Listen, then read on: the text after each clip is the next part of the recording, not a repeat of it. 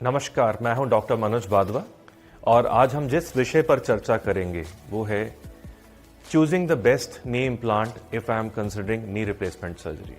दोस्तों, बहुत ही इंटरेस्टिंग और कंट्रोवर्शियल टॉपिक है।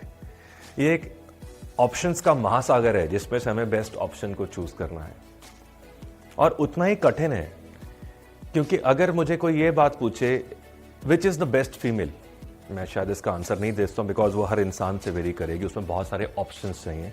इसी तरह से जब आप किसी अपने सर्जन को सिलेक्ट कर लेते हैं तो आप अपने सर्जन के साथ बैठें और ये जानिए कि इन ऑप्शंस के महासागर में आपके लिए बेस्ट ऑप्शन क्या है।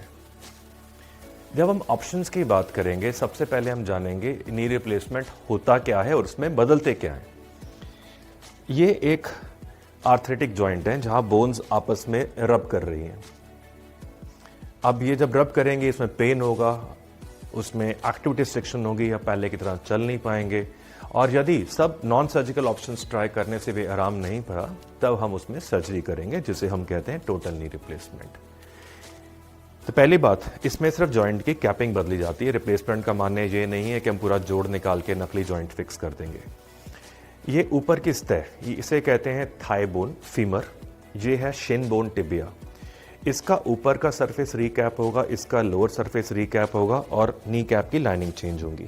दैट मीन्स अगर हम इन दो मॉडल्स को देखें, इसका मेटल बेस आ गया, इस पे मेटल बेस आ गया, दोनों के बीच में प्लास्टिक आ गया, और अगर हमने नी कैप की लाइनिंग चेंज करी है पटियाला की तो वहां भी कैपिंग हो गई। तो ये पार्ट्स चेंज करने के बाद हमारे पास डिफरेंट ऑप्शंस आती हैं।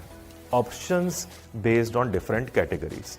Number 1 is options based on the fixing material. अब हम इस इम्प्लांट को अपनी नेचुरल बोन के साथ बोन सीमेंट के द्वारा फिक्स कर सकते हैं या अनसीमेंटेड ऑप्शंस कर सकते हैं। अनसीमेंटेड माने इसके लोअर एंड पे स्पेशल कोटिंग्स हैं, टेक्सचर्स हैं, जिसमें नॉर्मल ब्रो इंग्रो करेगी। ज्यादातर केसेस में इंडिया में हम लोग सीमेंटेड सिस्टम्स को यूज करते हैं। इसके बाद सेकेंड स्टेप आता है, उस डिजाइन के अंदर हम उसमें ये जो लिगामेंट्स हैं, इसे पीसीएल कहते हैं, पोस्टीरियर क्रूशिएट लिगामेंट, हम इस लिगामेंट को प्रिजर्व करेंगे या सब्स्टिट्यूट करेंगे। तो अगर हम उसको प्रिजर्व करेंगे तो वो पिक्चर इस तरह की होगी, जहां पर सेंटर में हमारे पास स्पेस होगी लिगामेंट्स के जाने के लिए, और अगर हम उसको सब्स्टिट्यूट करेंगे तो वो पिक्चर इस तरह के मेटल प्लग्स होंगे जहां लिगामेंट को बदल दिया जाएगा। मेरे सिस्टम्स में मैं ligament preserving surgery CR design use करता हूं, क्योंकि मेरा मानना यह है कि लिगामेंट प्रिजर्वेशन के साथ आपको नेचुरल फील ज्यादा मिलती है, आपकी स्ट्रेंथ बेटर होती है, और खुदा ना खास्ता आपको लाइफ में कभी रीडू सर्जरीज की जरूरत पड़े, we have more natural bone available with us. अब जब हम इम्प्लांट्स की बात कर रहे हैं ऑप्शंस की, तो उस इम्प्लांट्स में नेक्स्ट आता है इम्प्लांट बेस्ड ऑन डिजाइन। उसमें दो तरह के ऑप्शंस होती हैं, fixed bearing, mobile bearing. Fixed bearing मारे ये प्लास्टिक इसके अंदर फिक्स्ड है और ये मोशन चल रही है। मोबाइल बेरिंग का मतलब है कि हमारे पास ये ऑप्शन भी अवेलेबल है। एक समय पर मोबाइल बेरिंग बहुत हाई रेवोल्यूशन में 10 साल पहले आया था, बिकॉज हम सोचते थे इसमें हमें मूवमेंट्स बेटर मिलेंगी, इसकी लाइफ बेटर होगी, बट एंड पॉइंट पे आज इंडस्ट्री वापस फिक्स्ड बेरिंग डिजाइन्स पे बहुत हद तक मूव कर चुकी है। अगला और बहुत इंपॉर्टेंट स्टेप है हमारी डिफरेंशिएशन का, वो है implants based on biomaterials. Biomaterials माने किस मटेरियल से इम्प्लांट बना है। जो सबसे कॉमन पहले सिस्टम्स में यूज होता था वो था मेटल ऑन प्लास्टिक। ये मेटल जो है क्रोम कोबाल्ट होता है, इट्स एन एलॉय। दूसरा जो मेटल यूज होता है वो कई बार वो ये टाइटेनियम यूज होता है। तो क्रोम कोबाल्ट या टाइटेनियम है जो इसके नीचे की बोन के लिए है। तो हमारे पास जहां पर चॉइसेस बची क्रोम कोबाल्ट और टाइटेनियम की, अब अगले स्टेप पे आते हैं कि हमारे पास जो ऊपर के कंपोनेंट्स है उसमें क्या चॉइस है। उसमें सेम हमारे पास चॉइस है मेटल बेस्ड कंपोनेंट्स, हमारे पास चॉइस है इस तरह का ब्लैक मटेरियल जिसे हम ऑक्सीनियम कहते हैं, और हमारे पास चॉइस है स्पेशलाइज्ड कोटिंग्स की।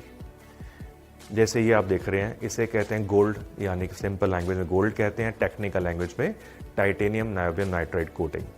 ये कोटिंग या ये मटेरियल्स की खूबी क्या है कि इनकी जो लुब्रिकेशन है ज़्यादा है, स्मूथनेस ज़्यादा है। तो जितना ज़्यादा ये एरिया स्मूथ होगा, जितना लो वेयर एंड टेयर होगा, उतनी ज़्यादा लंबी लाइफ होगी।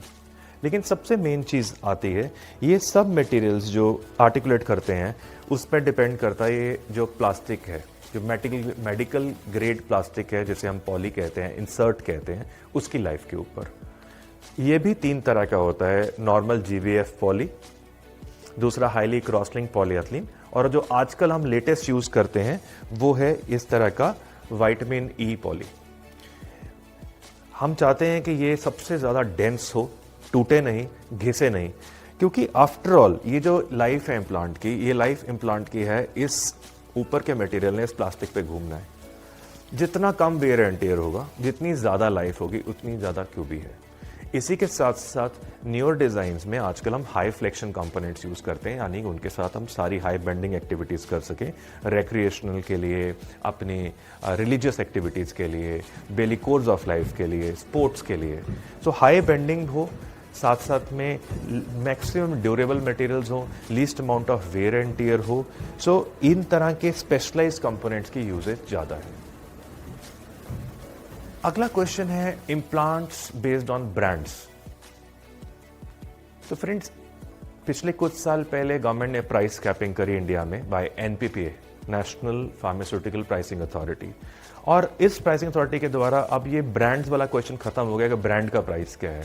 आज प्राइस डिक्टेट करता है आप क्या मटेरियल यूज कर रहे हो, आप मेटल यूज कर रहे हो या स्पेशलाइज्ड मटेरियल यूज कर रहे हो, आप उसमें डिजाइन क्या यूज कर रहे हो। तो brand is a lost story now. इसीलिए आपको वापस जाके अपने सर्जन के साथ डिस्कस करना है। ये सब चीजें इसलिए इंपॉर्टेंट हैं क्योंकि आज जमाना डायरेक्ट टू कस्टमर मार्केटिंग का है।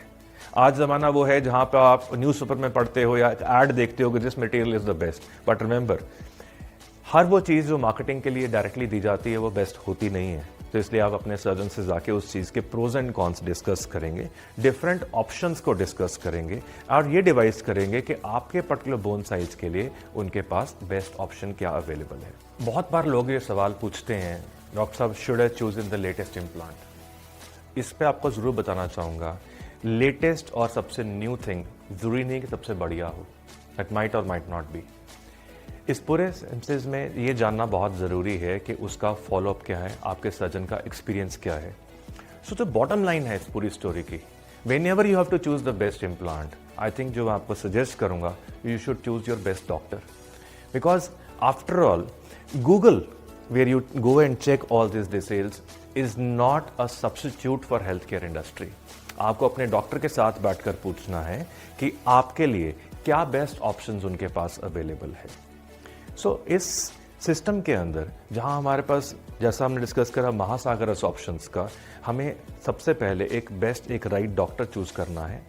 उसी के साथ साथ उनके साथ ये सारी डिफरेंट ऑप्शंस को डिस्कस करना है।